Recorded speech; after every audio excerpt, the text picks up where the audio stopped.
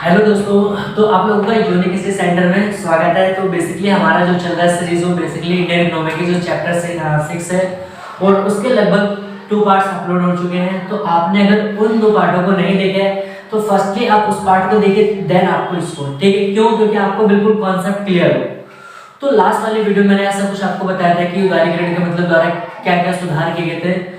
तो आज का जो हमारा बेसिकली आज की जो वीडियो में हम बात करेंगे कि उदारीकरण के द्वारा जो सुधार किए गए थे वो 4 क्षेत्रों में किए गए थे। आज उन 4 क्षेत्रों में से जो हमें पहला टॉपिक है वो हमें पढ़ना है औद्योगिक क्षेत्र संबंधी सुधार। मतलब कि जो लिबरलाइजेशन हुआ था, हमने उसकी डेफिनेशन को देखा था कि लिबरलाइजेशन का मतलब क्या होता था कि सरकार द्वारा जितने भी प्रकार के प्रतिबंध लगाए गए थे उनको पूरी तरह से क्या कर दिया गया था, हटा दिया गया था। तो वो हमारे क्या कहलाता है, उदारीकरण।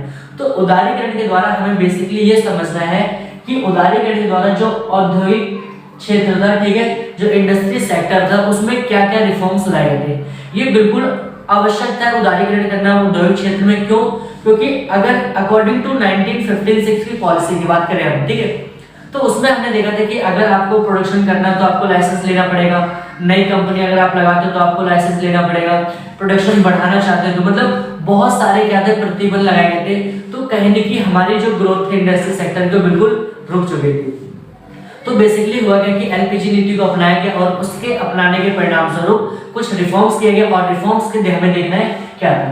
तो पहला कह रहा है कि जो औद्योगिक क्षेत्र में पहला सुधार औद्योगिक क्षेत्र से रिलेटेड बेसिकली 4 सुधार किए गए थे। वो 4 सुधार में देखने के पहला सुधार कह रहा है कि औद्योगिक लाइसेंसिंग का उन्मूलन। मतलब कि औद्योगिक क्षेत्र में जितने भी लाइसेंस रिलेटेड बनाए गए थे पूरे जो लाइसेंस प्रक्रिया थी उसको पूरा समाप्त कर दिया गया था। क्यों? क्योंकि देखो इसका मतलब क्या होता है, क्योंकि पहले ऐसा था 1991 से पहले कि अगर आप किसी भी प्रकार के उद्योग लगाना चाहते हो, ठीक है, अगर आप किसी प्रकार का बिजनेस करना चाहते हो तो फर्स्टली आपको गवर्नमेंट से क्या करना पड़ेगा, लाइसेंस इशू करवाना पड़ेगा। अदरवाइज आप बिजनेस नहीं कर सकते हो। तो हुआ क्या कि उसके बाद अगर 1991 की बात देखा जाएगा तो वहां पर क्या हुआ कि सिर्फ जो 5 सेक्टर थे, अगर 5 उद्योगों को छोड़कर अगर आप किसी भी प्रकार का उद्योग लगाना चाहते हो, किसी प्रकार की इंडस्ट्री को लगाना चाहते हो तो आपको किसी भी प्रकार का क्या लाइसेंस लेने की अनिवार्य जरूरत नहीं है। तो बेसिकली वो 5 उद्योग कौन कौन से थे, जैसे कि पहला पॉइंट आपका शराब तथा सिगरेट। मतलब अगर आप जैसे कि जो धूम्रपान वगैरह है, अगर आप इसका बिजनेस करना चाहते हो, आप इसकी इंडस्ट्री लगाना चाहते हो तो सिर्फ इसके लिए आपको क्या करना पड़ेगा, गवर्नमेंट से लाइसेंस इशू करवाना पड़ेगा। एंड सेकेंड, औद्योगिक विस्फोटक। औद्योगिक विस्फोटक मतलब क्या, जो केमिकल वगैरह होते हैं। तो अगर बाई चांस मान लेते कि कोई व्यक्ति जो केमिकल वगैरह काम करना चाहता है तो उसके लिए क्या होगा, गवर्नमेंट से लाइसेंस इशू करवाना पड़ेगा। एंड थर्ड क्या है, रक्षा उपकरण, जो सेल्फ डिफेंस की जो चीजें होती है वो बेसिकली जो होती है गवर्नमेंट के अंडर में आती है। जैसे आपने देखा होगा जो भी हमारे सेल्फ रिलेटेड मतलब डिफेंस की जो भी चीजें होती हैं वो कभी भी प्राइवेट सेक्टर हैंडल नहीं करता। क्यों? क्योंकि उसमें पूरी तरह से जो अथॉरिटी होती है गवर्नमेंट की होती है। अगर बाय द वे अगर कोई व्यक्ति मतलब उस चीज में आना चाहता है तो उसको क्या करना पड़ेगा, गवर्नमेंट से लाइसेंस इशू करवाना पड़ेगा। और फोर्थ है क्या, खतरनाक रसायन। जो खतरनाक रसायन मतलब कि जो बड़े बड़े मतलब विस्फोटक जो खतरनाक होते हैं, अगर उनके मामले में अगर उनकी चीजों का भी आप उत्पादन करना चाहते हैं या फिर उनकी इंडस्ट्री लगाना चाहते हैं तो वहां पर क्या करना पड़ेगा, लाइसेंस। और लास्ट आपका क्या, परमाणु।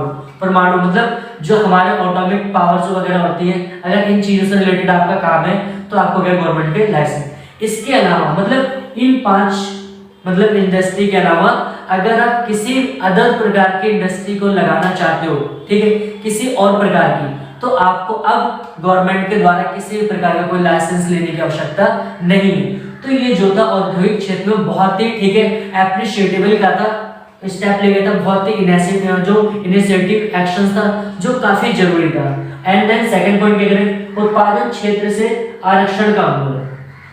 पहले ऐसा किया गया था 1956 की पॉलिसी के द्वारा कि जो इंडस्ट्री मतलब कोई भी अगर छोटा उद्यमी है वो अगर नई मतलब उद्योगों को स्थापना करना चाहता है तो गवर्नमेंट के द्वारा क्या उसको कुछ आरक्षण दिए जाते थे। आरक्षण का मतलब क्या कि पार्टिकुलर एरिया दिया जाता था जिसके माध्यम से वहां पर वो व्यक्ति अपना बिजनेस स्टार्ट कर लेता था। लेकिन ऑलमोस्ट केस में ऐसा देखा गया था कि जहां पर गवर्नमेंट देती थी वहां पर एक मार्केट का जो मतलब मार्केट का सिनेरियो नहीं था। क्यों? क्योंकि वहां पर जो गुड्स सर्विस मतलब जो भी प्रोड्यूस होती थी उसकी वहां पर डिमांड उतनी नहीं होती थी।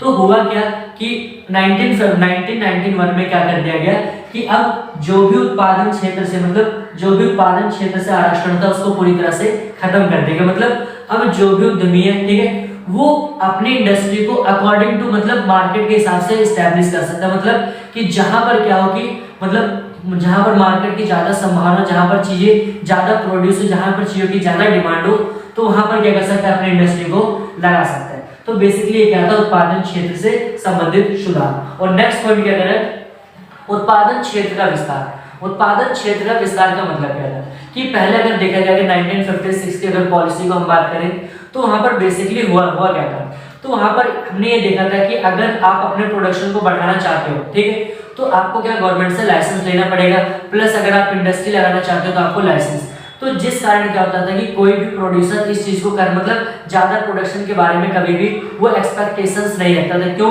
क्योंकि लाइसेंस लेना गवर्नमेंट को पैसा देने के बराबर होता था, ठीक है।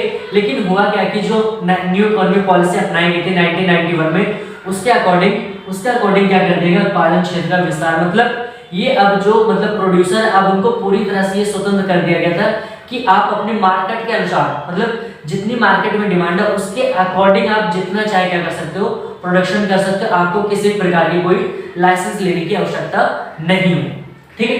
देन हमारा क्या है नेक्स्ट पॉइंट, पूंजीगत वस्तुओं के आयात की स्वतंत्रता। ये बहुत ही इनिशिएटिव एक्शन था गवर्नमेंट के थ्रू। क्यों? क्योंकि इससे पहले की अगर हम बात करें तो वहां पर एक पॉलिसी अपनाई गई थी जिसे मैंने आपको पढ़ाया लास्ट की वीडियोस में, कि आयात प्रतिस्थापन नीति, ठीक है। तो बाहर से क्या होता था कि पूरी तरह से बैन कर दिए गए थे, भारत के कोई भी व्यक्ति बाहर से कोई चीज मंगा नहीं सकता है, जो कहने के हमारे लिए काफी नुकसानदायक है।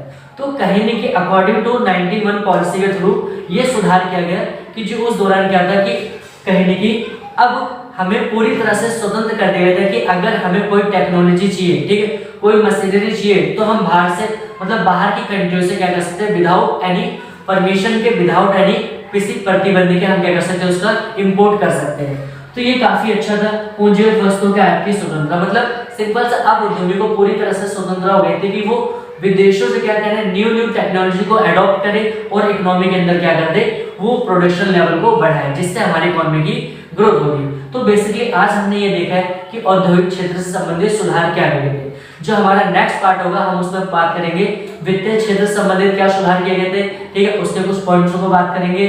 तो आई होप कि आपको वीडियो पसंद आ रही होगी। वीडियो को लाइक करिए, अपने दोस्तों के बीच में शेयर तो कर दो ताकि उनकी भी हेल्प हो जाए, ठीक है। तो वीडियो में अगर आपके कोई डाउट्स हो तो आप कमेंट सेक्शन में जाके कमेंट करिए। Thanks for watching this video.